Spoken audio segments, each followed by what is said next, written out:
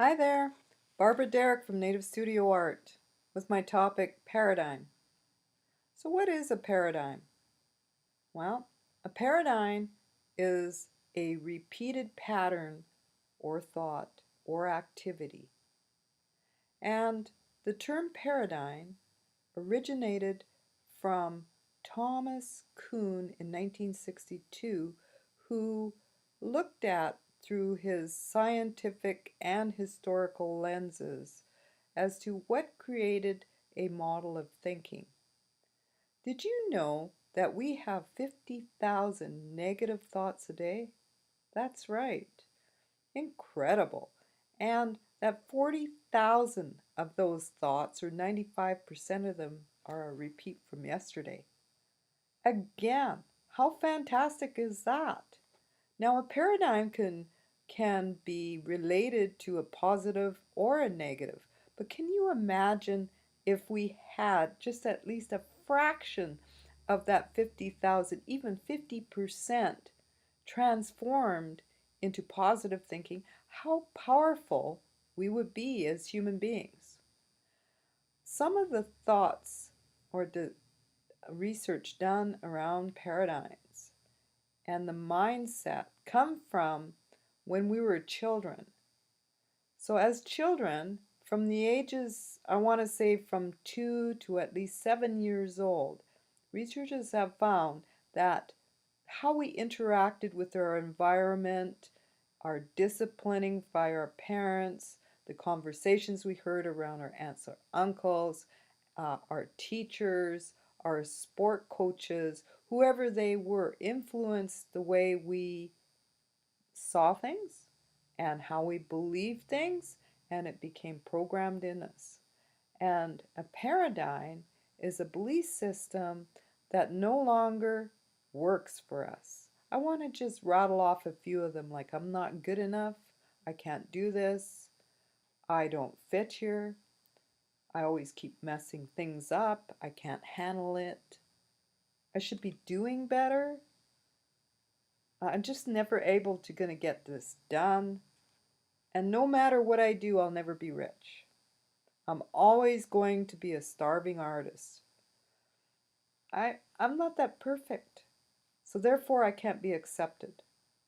And so that is a model of thinking that gets repeated in our thinking day in, day out, moment to moment, second to second. And what if I told you that if we changed just one of those thoughts, it would free up our energy, our physical energy, and transform our life? That's right, because, well, when you're feeling good about yourself, things like high self esteem, confidence, communication, all those items increase within yourself. And so I want to look at and share with you a story of the 5 monkeys. Some researchers put 5 monkeys in a cage with a ladder in the center and bananas at the top of that ladder. And when one monkey went to crawl up the ladder to get a banana, all the monkeys were doused like a dump of cold water. And each time a monkey went to crawl up that ladder to get a banana, that was repeated until finally the monkeys would not go up the ladder to get the bananas. So then the researchers thought, well, what would happen if we put maybe a new monkey in the cage? And of course they did that. They put a new monkey with the other 4 and took one out. Well, that new monkey was so excited about the bananas untouched at the top of that ladder that he began to climb the ladder, and all of the other 4 monkeys dragged that monkey and beat him seriously until he refused to go up the ladder. Just didn't want to get beat up. The scientists replaced each monkey until that full cage was renewed with 5 new monkeys. And each time a new monkey was introduced, it got beaten. That's right, it got beaten. And you know, all those 5 monkeys, the new ones, have no experience with the cold water whatsoever. They just knew, and they were programmed to not go to the top of the ladder to get those bananas. Surprisingly, this is what happens in modern day society, in our culture, in our families, in our career. When we want to do something, we are punished for doing something differently. So what are you doing today that creates that kind of result? Or perhaps maybe that's not happening to you, but I'm sure you could think of times in your life when the monkeys were deeply reflected in your life. We move on to that process with image. And I love the arts just for the specific reason that when you look at an image, it speaks for itself. Behind me, you will see an image of a wine glass. See, at one time, I thought my art wasn't good enough, and I was seeing through the wine glass. And when I asked myself why my art wasn't good enough, I came up with all kinds of replies. I'm not trained in the fine arts. I'm not this. I haven't that. I don't have a bachelorette in it. Uh, and then eventually I ran out of excuses. As you can see, I'm having a difficult time coming up with an excuse because that was a past me. Because when I realized that my belief system didn't match the amount of hours I spent on my painting, the amount of passion I have for the arts, the interest that I carry in it, I immediately applied for Times Square 2012. Not once did I win that exhibition, but twice. So no longer do I think that my art is not good enough. And that is one of the chances I took in examining a paradigm that was affecting my whole life, because I'm not good enough has been interwoven through layers and layers of my life.